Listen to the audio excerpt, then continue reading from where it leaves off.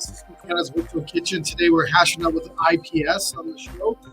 And today it's all about festive food. So Deb, welcome to the show. And I think Chef Corey is hanging out in the back there. You're right. Welcome, both of you. Thanks, Jay. Welcome. Awesome. Well, so Deb, can you share with us what we're going to be doing today and why are we tackling the subject around festival foods? Well, I think we've all been through a lot the last little bit, and it's time to have some fun. And it's going to be an awesome season of festivals. So festivals are about corn dogs and cotton candy, let's face it.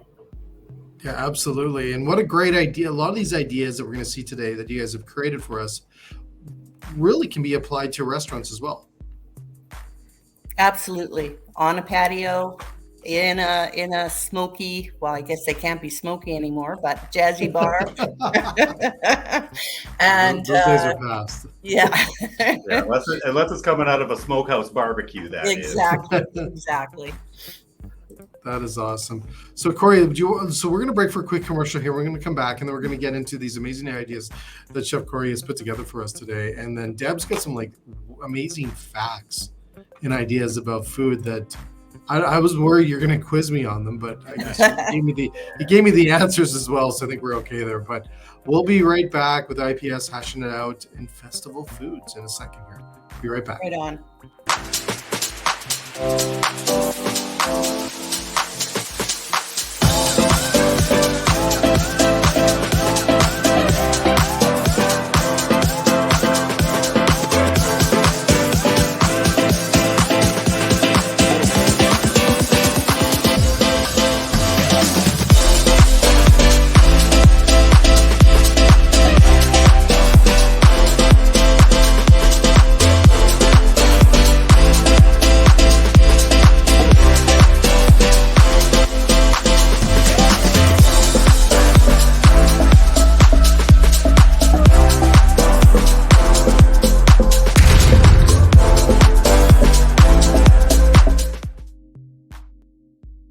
So I like how that abruptly stopped. So welcome everyone back to SVK Network. We're hashing out today with IPS, and we are going to be tackling festival foods. So I'm so excited about this. I love these ideas. First of all, I love this food. But Chef Corey, I'm going to throw it to you. Let's get right into this. Let's see what you're going to create. Jay, right on. What do you think? Exactly. I think as Deb mentioned earlier, this is something that we've all been missing out on in the last couple of years. So we are just dying to get out there and enjoy this type of stuff once again. And Jay, you mentioned it earlier. Not only can we do this stuff outside and outdoors and in our food trucks and at carnivals, but we can also incorporate all of this stuff into our menus within our establishments at the same time. Let's face it, as we move into these summer months in North America, we've got such limited time to get out there and enjoy these days. And part of that is, again, that festival food experience. So yeah, really want to talk about that today. And not only that, but again, maximizing on the amount of profit that we can make off of these types of foods, where again, this is the stuff you can take to the bank over these next few months when we've got that crowd at our disposal. Very cool. So you got pickled eggs on there for $2 on that menu. Are we starting there? Or you betcha. So let's talk about that just for 1 second. Again, back in history, when we go back into the fair and carnival history, in the late 1800s, when the first fairs were coming around, of course, everybody was coming to the country fair to bring their wares. And there were contests where you would actually bring your pickled items, your pickled eggs, your pickles, anything that you could do in a preserved jar, and then they would be judged. So that's really a classical menu. Again, we've all seen it on TV with pickled eggs on a bar menu, but again, where we take it from there is what we want to actually get out there and show people. So not only can you have them pickled in a jar, but you can put them on a stick. And then once you get them on the stick, there's actually a great item called a Scotch egg out there. You cover it in a breading or a batter, deep fry that item on a stick, and boom, you've got yourself a pickled egg on a stick. So Corey, first of all, you can use pickled eggs for Scotch eggs. You could, yeah, you definitely. If you want to put a different twist on it, you definitely could. If that's something you've got, you don't necessarily have to though. But I mean, definitely, if you were making your own pickling spice out there, which a lot of people are doing, you could add your own twist to that when making your Scotch egg. Awesome. So those eggs in those you put those eggs in those containers on top there, right? Yeah, exactly. That's exactly. So those are just kind of for the joy of TV. We've got some eggs just put into a little jar with some pickling spice and vinegar and water and sugar, right? And there you go. You've got this wonderful pickled egg that can again encourage that outdoor activity. Awesome. So pickled eggs, number one. How much does that cost, Cor? So again, when you're doing that up, again, one of those eggs, when it's pickled, battered, and on a stick. Corey, the fun of live TV. There you go. I want to see your face. There you are. There you are. There we go. I was staring at that corn dog, getting hungry. So right on. Yeah, we'll get my head back on here. Again, yeah, that's exactly it. So the cost of that's going to be about $2 with everything all in per egg. So that's the menu price. At the food cost on it is again going to be well under 50 cents. So again, you said $2 on a menu. Corey, you said $2 on a menu price? Absolutely. Again, this is one of those happy hour type items. Well, you could have a whole bunch, right? Like you could do 3 or 4 of those easily. And you said the cost is 50 cents? Yeah, it's under 50 cents. It's crazy. It is. That's crazy. Right? You so just it's helped a lot as of people. simple as that, right? And again, it's a little bit different. And when we talk about fairs and carnivals, right? Really, people want to go out and see what is the new innovative idea out there, whether it's something that might apply, appeal to our palates, or whether it's something that's just completely different and outside of the box that, you know what, I just got to go down there and try that for the sake of trying it because we're foodies. So the things that you can do with that, again, it's something that can be carted around from festival to festival very easily, right? That's crazy. That's crazy inexpensive. Crazy inexpensive. And again, classical is something that we see back in the old days coming back. So for the operators that are out there, how do these pickle eggs come? Do they come in a big jar or how do they come? So this would be, again, you would have to create your own recipe. What we actually have is we're buying these eggs and again, buying them in the whole state. Now, the ones that I used were a Burnbrae farm egg and it came in peeled and shelled already. So all I had to do was literally put them into the jar and add my pickling spice and away you go. So just minutes to make these sorts of things nowadays. Can you grab one of those little jars there with the eggs in there? Can you grab one? I just want to grab one there, bring it up to the camera. I want to see here because it's a cool idea that you could also have for appetizers or restaurants as well as carnivals. Like that's a cool carnival treat right there. Right? Love it. Absolutely. And again, we are seeing that. We mentioned, again, smokehouses and that sort of thing earlier on. And again, people are really embracing the whole pickling and anything that's fermented nowadays. We're seeing that that's becoming a big trend out there, the fermenting of food. So again, you can pretty much pickle or ferment anything out there. It just is up to endless possibilities of what you want to do and the kind of products that you put in there. There's a bit of a trick, of course, and again, some of us have learned from our moms and grandmas and grandpas out there, but it definitely can produce some wonderful, wonderful products. Yeah, I love it. So what's next? Well, yeah, on that pickle note, well, let's talk about pickles just there, right? So pickle on a stick. This was, and again, Deb, you can correct me if I'm wrong, but this was actually featured at a World Fair in the southern states in the early 1900s. And again, back on that pickling note, again, it was something very popular they'd bring in. So you could literally, back in those days, get yourself a pickle for 25 cents at the fair, walk around that fair. It either came on a stick or it came in a bag. So again, what kind of pickles do you got there then, Chef? So this particular pickle is a Polski or Golski Bix pickle. So it's nice and jumbo. It's got some excellent flavor to it, tons of garlic. Again, when you bite into it, it's going to snap. So again, whether you're serving that raw right out of the barrel, which is what they used to do in the old days, or again, what we did with it is, again, take it to that next step at the carnival, which we all love, that corn dog. Again, deep fried pickles. Again, something so simple, something so inexpensive, and something that can be dipped in a cornmeal batter. And I mean, when you try, you can. Whoa, wait. You can deep fry a pickle with like corn batter. Just throw it in there. Really? It's absolutely brilliant. Damn, that's too easy. It really is. And again, it's something that we all have around, right? And again, whether or not you just dip it in the corn, that's one thing, right? But again, who doesn't love everything wrapped in bacon? wrap a little bit of bacon around that, then you dip it into the cornmeal batter, then into the deep fryer, and then boom, you've got something special there. And I mean, that's just one way of doing it, right?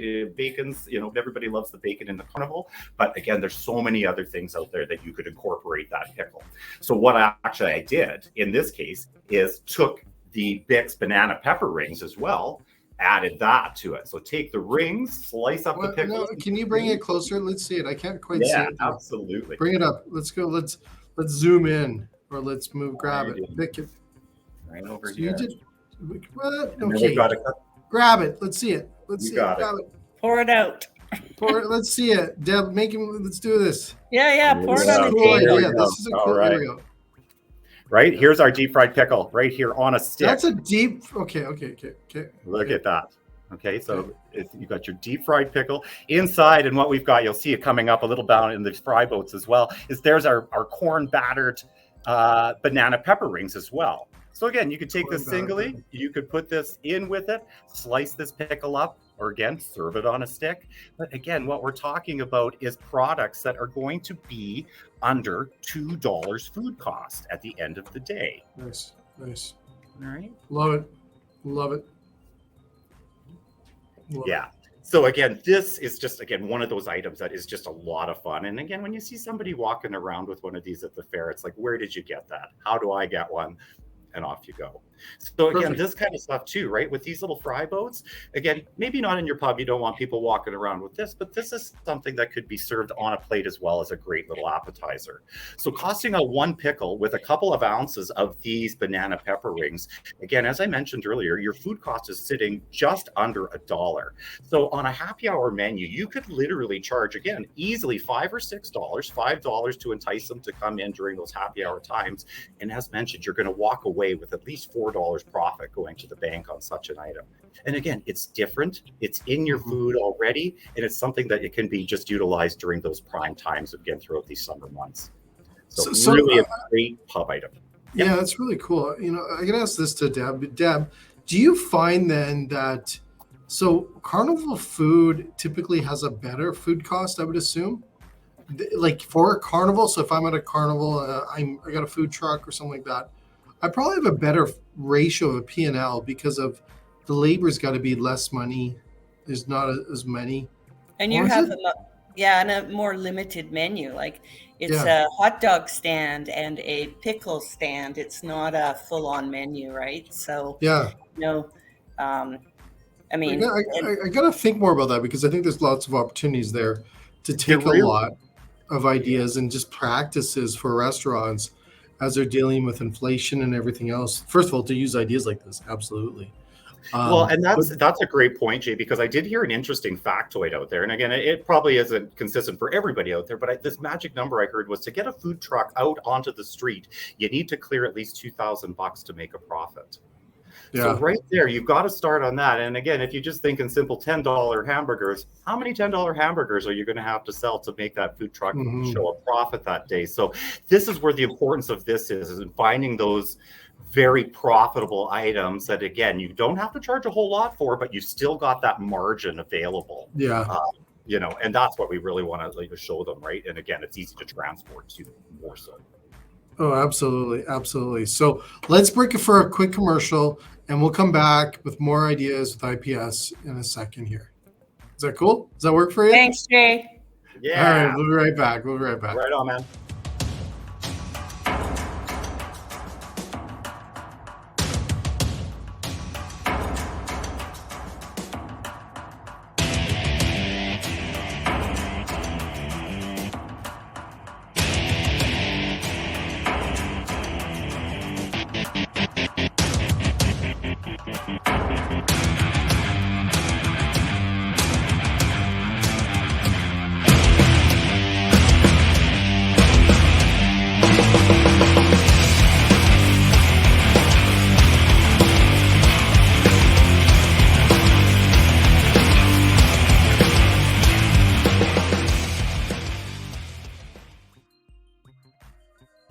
There we go. We're back with IPS hashing it out. Where'd you go? All right, we're doing festival foods here. We saw some pretty cool ideas right now. So what's next, Chef? All right, let's keep going down our line. So, of course, we got to talk about hot dogs. Hot dogs at the fair, hot Yes. dogs outside. It's that smell, right? Do you see more hot dog restaurants popping up in Calgary? Oh, it's incredible. And it's again, you're seeing freestanding ones, you're seeing carts out there. Again, this was really something that was very popular in the United States, and we didn't see it too much in Canada, obviously, because again, a hot dog vendor out on the street gets a little chilly in December. But there are lots of opportunities, because who doesn't love a hot dog? It is really one of those nostalgic things from our childhood that just comes back over and over and over again. True that. There could never be enough hot dog stands for me. I love me a hot dog. Is that a hot dog there? You bet it is. Yeah, but you having is that pierogies on top? Absolutely. Nice. I don't see one here in my studio right now, so this is unbalanced there, Deb. Exactly. So let's have a look at this. So this is our foot-long hot dog that we've got. So what I did is I literally took one of our beautiful artisan baguettes, a foot-long hot dog, the Cisco Classic pierogis on top with some bacon, and then, as earlier we mentioned, those deep-fried banana pepper rings on top. So there you go. You've got this wonderful looking hot dog like you see Deb eating earlier. It's large, it's huge. And again, what we're finding out there, and like you said, Jay, is again, there's places are popping up and people are getting more accustomed to paying more money for these, seeing a higher menu cost on it. You see, now I've got a $3 profit listed on that. So really what it was is if you were to charge $10 on a menu, which we can get nowadays for that, you're going to get that $3 profit.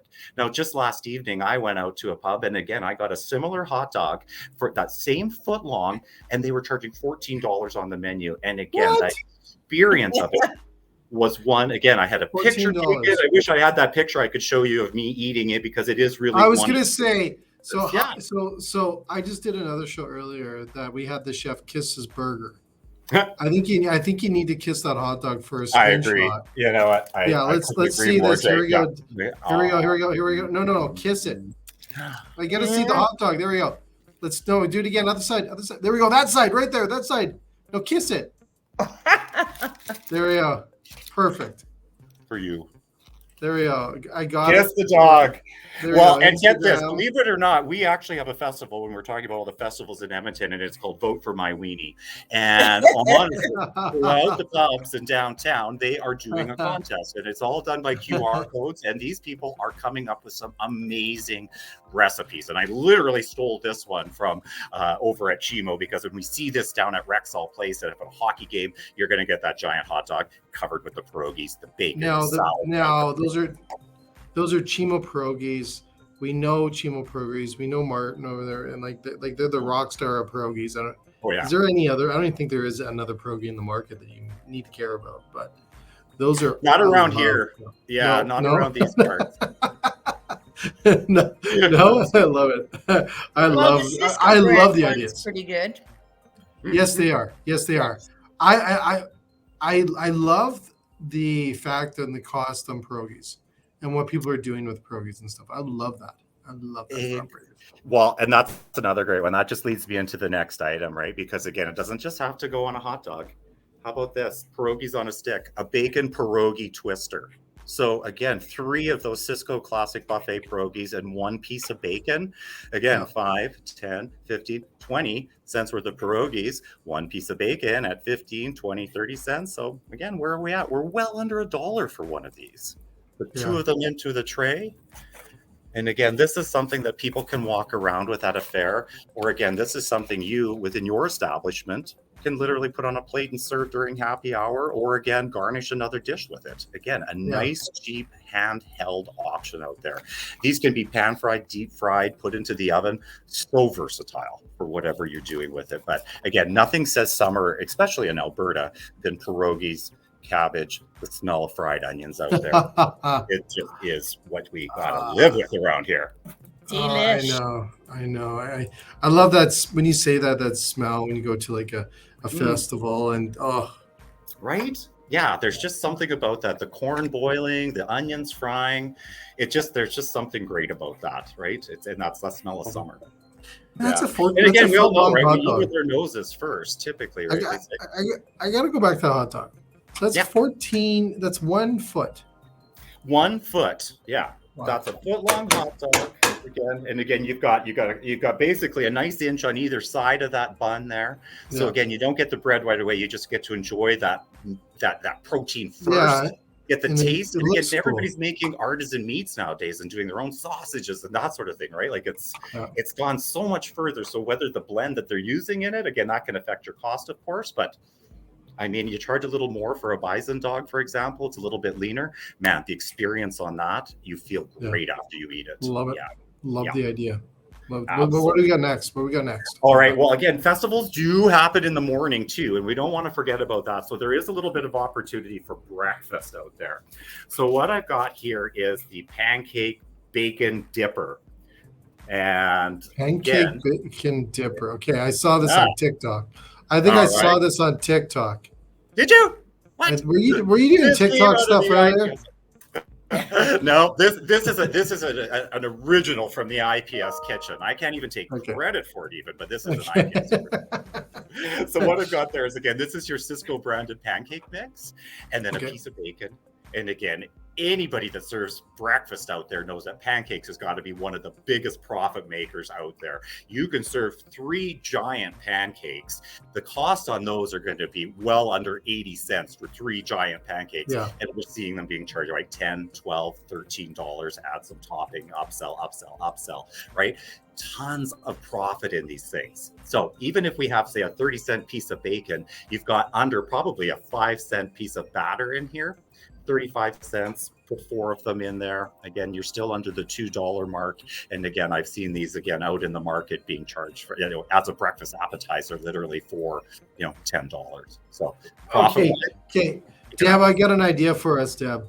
So we'll go make these, and we'll go to Stephen Avenue in for Stampede, and then you just give those out, right? Like in a container. That's all you sell, and they can get a little thing of syrup with it. Right. You can dip like 3 or 4. Syrup. Yeah, little 3 or 4. Yeah, exactly. That's it. Okay, we're in biz. We'll make millions. We'll make millions. Come with a cup of coffee and I'll be there. Yeah. Oh, yeah.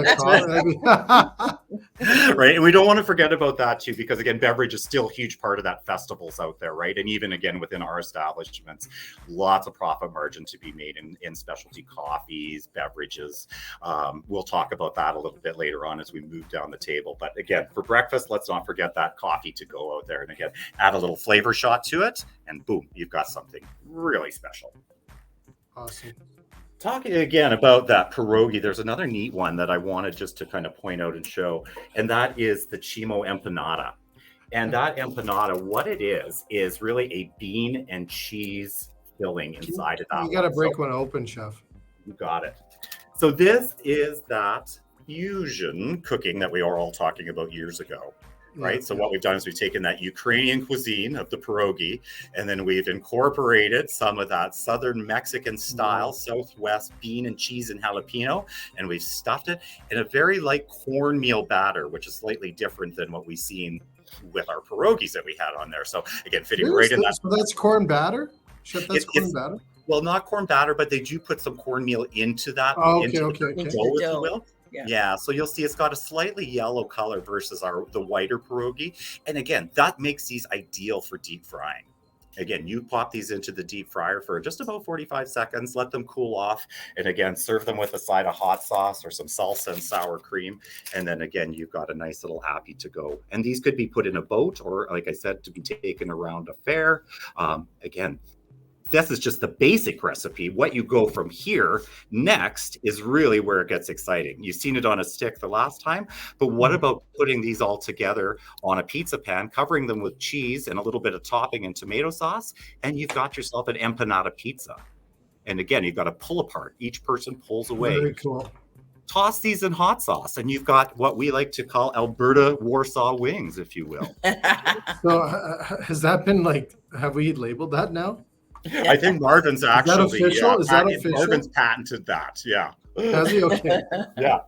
So, and again, as we know, vegetarian and vegan cuisine is again becoming very, very popular too. It always has been, but we're seeing it Yeah. more and more in our diets out there. So, again, one of these neat little appies is we've got the edamame bean, and again, if you know the song, Okay. great song, right? So did you do anything to those, or how did those come, Chef? You know what? These literally come in a bag. Opened them up. I steamed them in a steamer. Okay. And again, you can boil them or just flash them down, a quick blanch, a little bit of coarse margarita salt on top, and they're ready to munch on, believe it or not. Now that's basic. And again, at this point, you're talking about $1 a portion going into here. And again, you add a little dipping sauce for a little bit more to go with it. And right, you charge $5-6 for this, and you're going to get $4 to $5 profit on it. Now, again, this is a great option for, again, somebody like myself that's maybe, again, trying to become more of a flexitarian. So on Wing Wednesday, toss these, again, like we said, in the hot sauce. Oh, don't give up Wing Wednesday and go Right? green on me. Don't do that. It can go anywhere. Tuesday, give up Taco Day. Right? Wing Day. For what are we going to call it, though? Edamame Wednesday. There you go. I love it. And again, if you've never not tried these, I really encourage you to, because they are a lot of fun to eat. And because it's like a summer item, it's just like picking a pea out of the garden, and you pull those beans right out into your mouth, and it's very addicting. Very addicting. I actually heard someone doing something with the shells recently, and I can't remember what it is. Really? But they had created it somehow, because they were looking at like a no waste restaurant kind of thing where they have no waste, and they were doing something with the shells. So I can see that. Yeah, because they're very hardy. Like, it's a very hardy shell for sure. Yeah. So that'd be interesting. Maybe they blend it up or grind it up somehow, or roast it. Might have been roasted now that I think that. And there's probably a tremendous amount of nutrition in those shells, I would think too. So I would assume. Yeah. And not to mention protein. I mean, edamame is just wonderful for protein. So see it everywhere. We just saw it earlier today too. Oh, there we go. Yeah. And again, they're all over.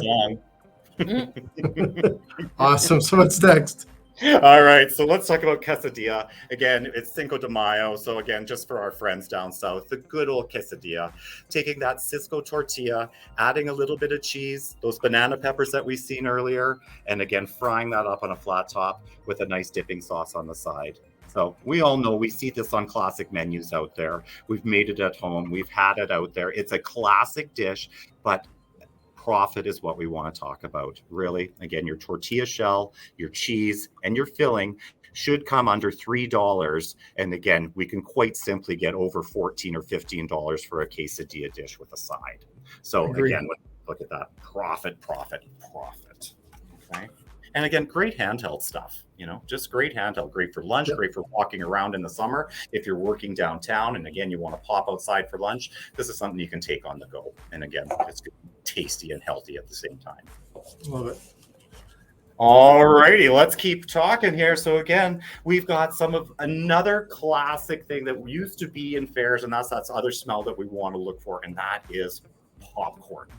Popcorn has made such a resurgence in this last year. And again, like Jay was mentioning earlier, because of what's happening in our economies and with the recessions and everything going up in cost, we want to look for these items where there are profit to be made. Now, popcorn, again, was one of those things back in the parlor days or at the fair, was something that you would pick up and walk around with. Now, going into a parlor, that would have been something they would have given you on the table at a no charge, just to encourage you to come in during that time. Nowadays, we are seeing this pop up on happy hour menus. Why? Because number one, we all know that popcorn is under 19 cents a pound. Like, what's under 19 cents a pound? You can literally make a truckload of popcorn for just nominal amounts of money. So right there alone, we know we've got a base that's very cheap. But again, this is where, as chefs and restaurateurs, we want to take that simple product and turn it into that much more. Right? Simply by adding a little bit of truffle oil maybe to our popcorn, drizzling that over and making it an artisan popcorn. Or again, what I like is I take that Frank's Red Hot seasoning, sprinkle that on top of it, just to add that little bit of bite and that little bit of heat to that popcorn and giving it that whole other flavor. Again, this is something you can put on a happy hour menu or just any menu for that matter to people to start off with. And they're willing to pay for it. And again, as I mentioned earlier, truckloads of it means truckloads of profit going into the bank with you selling this on your happy hour menu. Yeah, I actually put bacon popcorn in a restaurant in Calgary. I'm going to say almost 10 years ago. Yeah. Pub kind of thing, right? We went in there. It was kind of that 2000, well, around that 2008, you know, the world ended with the house crisis and Right. everything went ugly. And prices, same kind of thing. Prices were a big factor. I put bacon popcorn in this pub, and I think at that time it was like $12.99 or like it was 13. It was over in the teens and stuff like that. And it was literally chunks of bacon. So not like you didn't cut it up very thin, but you took nice chunks. But you put bacon, and I think it might have been bacon, but we caramelized it, like maple, caramelized it and stuff like that with the bacon. And then we chopped it up, put it with the popcorn. It was to die for. Big bowl. It was just simple, right? I think I saw it in the States once as well. And I think we got to look at those things because it's still great. It's a conversation. People can have a snack. You can have a lower price point on your menu. Doesn't hurt. That's exactly it. Yeah, and I think we're becoming very conscious of that with the economy right now about where our dollars and cents are going and where you're going to get that value and still have a great time at the same time and not come back broke. Yeah, you don't want to come back broke. No. And really, I mean, think about it. What smells better than popcorn? Bacon. Yeah. Right? Yeah, we could literally go through that list of all the put them yummy together, hey Deb? We just throw them together. Totally. Well, and that's another great dish again when we're talking about that bacon too. Is again we've also got again like a handheld spanica pita, a spinach and feta twist. Again, this is a great little item for vegans, vegetarians. They come like that? They come just like that. Again, you just bake them off. But again, literally a matter of 15 minutes and this is ready to go. Serve that with a little bit of tzatziki or a cucumber dill sauce. Man, this is again. Can you crack that open? Can you crack that open too? Can you do one of those slow motion cracks? So we go. Can it? Does it rip open? There we go. It does when it's hot, but. So what's in it? So this is a spinach and feta pie. Oh, yeah. Yeah. So full of spinach, full of feta. Delicious. Again, they come that big. Yeah. Again, enough for one person. And again, this could be also served as an entree too. You add a little bit of rice pilaf, some Greek salad on the side. Boom, you've got yourself an entree dish. Yeah. So again, taking that from maybe say the $5 price point. Again, if you've ever been to Greek restaurants, they can quite easily get over $20-some for a spanica pita dish, right? It's we all know we're going to expect that when we go in there. So again, that item in a dinner time menu is going to again create a lot of profit. That'd be great too to have Greek food and stuff like you just grab and go and all that. I love it for festival foods. Yeah. Yeah. So that's the fun of it. And again, you're standing at the Folk Fest. You want to go check out a band. Yeah. You don't want to sit down. You just want to keep cruising and see what's out there. This is the kind of stuff that you want to have with you. And again, you can just wipe your hands off and keep going. Well, you could have told me you made it from scratch too. So I know. But, okay, you and I go way too far back. You'd know I'd be lying. Sorry. It wouldn't quite look quite as pretty as what that was. No. Almost had me though. I wasn't sure there. All right, what's next? Do you want to quickly break? Let's break for a quick commercial, come back, finish up, and then we'll move on there and allow you to have a great lunch. Yeah, no kidding. Eh? Yeah, Deb can eat her hot dog. Yeah. Awesome. Well, we'll be right back, folks, Call after my this name. super duper quick commercial that we're going to have here, and then we'll finish up. Be right back.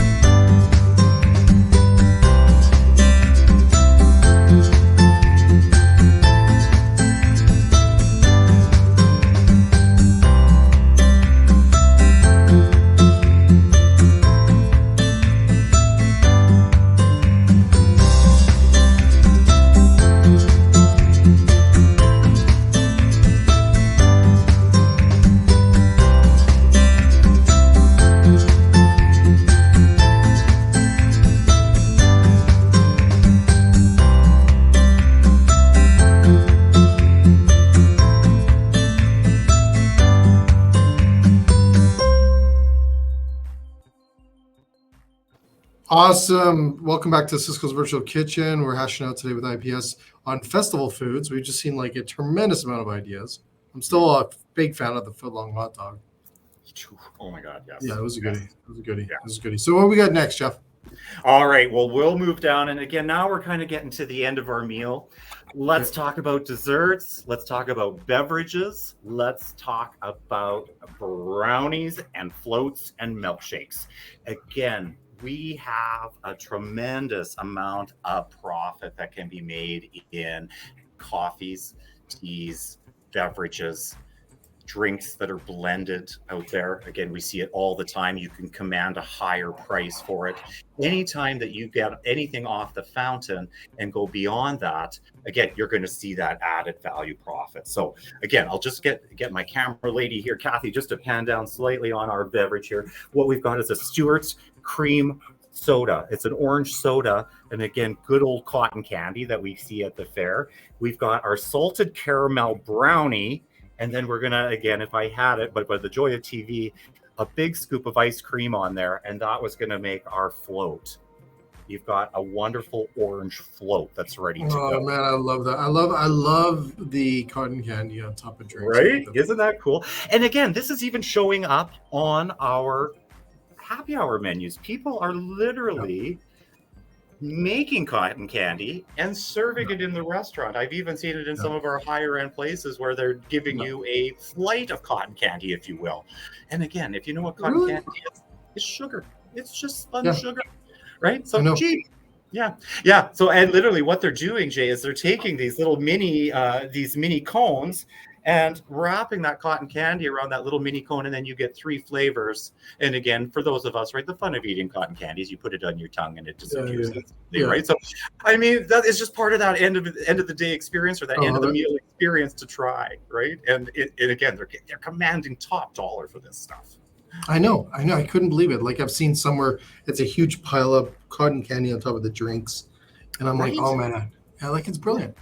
Yeah, right. It is, again, one of those things that you maybe 10 or 20 years ago, we said, oh, you can't do that. That's just not done. Well, you know what? Guess where we are now. It can be done. Hey, and Carrie took it one step further and made a cotton candy drink mix, which you just blend in. Is that what you're enjoying? Is that what you're having there, Deb? No, I'm having a root beer, Stewart's root beer float. You know, I got to wash that hot dog down a little bit. Yeah, exactly. I love it. Nice. I love it. And so I used to do like licorice. I used to do shoestring licorice in my drinks, my martinis. At the place I did, because we used to roll them up into a ball, and then they would expand a little bit in the martini and stuff like that and fall apart. But I think the cotton candy is the future. Well, and again, even for this season, right? And again, coming into summer, this is great little garnish for that sort of stuff, right? It's a great way to garnish and finish off those dessert items, and again, those beverage items. So again, who doesn't love a good thick milkshake when they're out there? And again, it's one of those ones that you can just command a top dollar because we expect it to be good, and it is good in the summer. That's awesome. Is that all the ideas? Because you have like a million of them there. I know, and that's, you know what, that's all I could do. I ran out of table space. They really, in the office here, they said I had to stop. Yeah, so we in the parking lot. Exactly. The neighbors are starting to wander around here. Exactly. Well, I love all these ideas. You know, at Festival Foods, I just want to touch a little bit on this. And I really believe Festival Foods, not only great for festivals and all these great ideas and stuff as we get back and go do these things again. I really think people need to look at them for their restaurants as well. All those ideas I could put into a restaurant easily, like you said, high end to mid casual to QSR, all these different things to look at, because festival food does come back in there. It's cost effective. It's simple. And like I look at that hot dog and $14, $15 for a footlong hot dog. Like there's profit there. And I think people need to look at this. It's, if you go back in the time and menu adjustments and everything, you can literally see when festival foods came into menus and there was an economic factor attached to it. All like you can go way back, probably into the 70s and everything. You can see it. I've seen it many times, right? But these are just phenomenal ideas. Thank you so much, Chef. And Deb, thank you again. I hope that hot dog and that drink, I don't have one here. I feel kind of lonely not having one here. So thank you for doing that, first of all. It was delish. It was fun, and don't Was it forget, delicious? it was so good. And that float, yum. Yeah, I do Yeah. gotta say, there's actually festivals around food fights. So have fun and don't forget the food fight. yeah, exactly. Well, thank you again, and Corey, thank you again, and everyone else. Get out there, support your restaurants, dine out, go to festivals again, enjoy food. But we'll be back again tomorrow with Influencer Fridays. But thanks so much, both you and to IPS. Thank you. We'll see you later. Thanks, Jay. Great Have to be here. fun. Yeah, bye bye. Bye.